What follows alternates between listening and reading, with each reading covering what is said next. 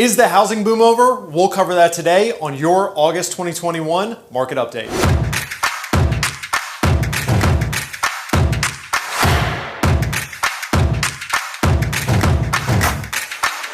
Hey guys, Chris Elliott over the Elliott Real Estate Team, brokered by RE/MAX Action, with your August 2021 market update. Super excited to be delivering this to you.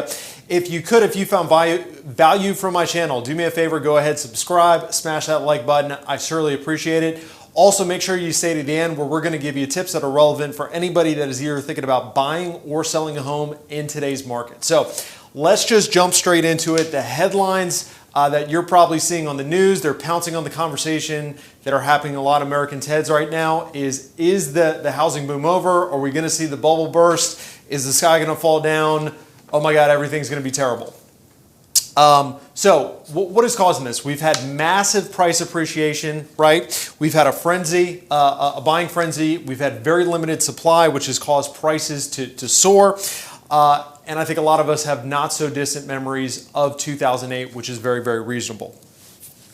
Let's look at the facts though, as opposed to just reading the headlines, because headlines tend to do more to terrify than they do to clarify. So looking at the facts, buyer traffic has absolutely slowed down from April to May to June. Okay, and if we look at these graphics, all three together, the darker blue being stronger buyer traffic, the lighter blue being weaker buyer traffic, you can see basically in this visual representation how the market has slowed down a little bit. One important fact to know though is any shade of blue is considered strong buyer traffic. So a white map would be neutral buyer traffic. Any shade of blue is strong buyer traffic. So even those states in the light blue are still seeing stronger traffic to a lesser degree, if that makes sense.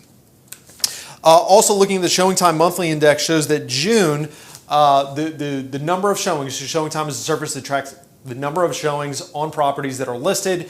You will see that this past June, even though that the number of showings has dropped a little bit, we're still above June of last year. And June of last year was a pretty strong month. So we're still seeing great buyer traffic. It's just not the frenzy that we were seeing a couple months ago. I think the best analogy that I've heard as far as what's happening in the real estate market right now, it's like we were flying down I-64 going to the Outer Banks, going to Virginia Beach, wherever you like to go.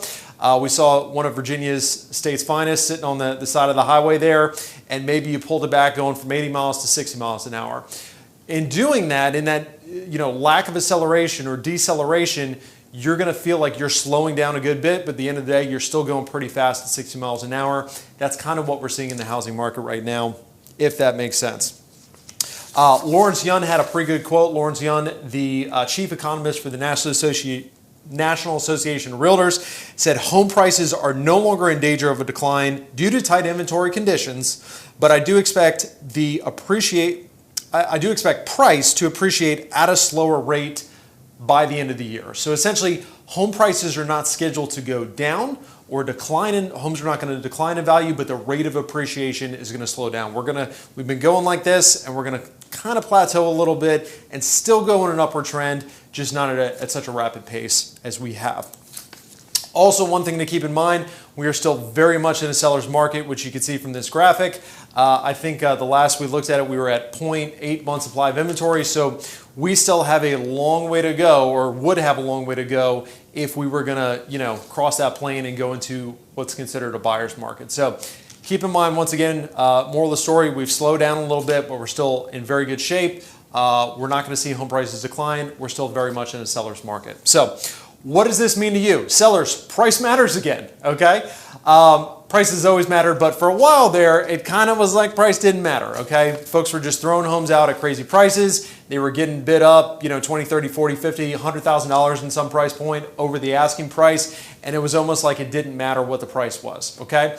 With less buyer traffic, with a lot of folks kind of buyer fatigue setting in, price matters again. You've got to be priced appropriately in order to sell. Keep in mind, homes have still appreciated a good rate, so you're still getting a great price for your home. We're just not seeing the frothiness that we saw, back in the spring. Home preparation matters again, okay? It always mattered in order to get top price, but what you do to stage your home, what you do to prepare your home to go to market, i.e., you know, working on the curb appeal, cleaning up your home, decluttering, depersonalizing, staging, all of these things that we've always recommended to sellers. It absolutely matters, again, just because we're seeing less buyer traffic. You can't just throw your house on the market and just not do anything, not clean up, and expect to get a crazy price on it, okay? Last but not least, don't be dismayed. As we already talked about, it is still very much a seller's market. The odds are definitely still in your favor. The scales are leaning towards you, but we're just not in as crazy of a seller's market as we were a couple months ago. So rest assured. For buyers, take advantage of the buyer fatigue that we're seeing. So we're seeing a lot of buyers that have kind of checked out of the home hunting process just because they either got sick of it and or they went on vacation. They just kind of, their time, money, and energy is being deployed to other things, i.e. vacations, kids going back to school, you know, you name it. When everybody else is quitting, that is a good time to hang in there. That's a good time to stay in the game just because now you have less competition, okay, for the homes that are coming on the market because there's not as many buyers that you're going to be competing with.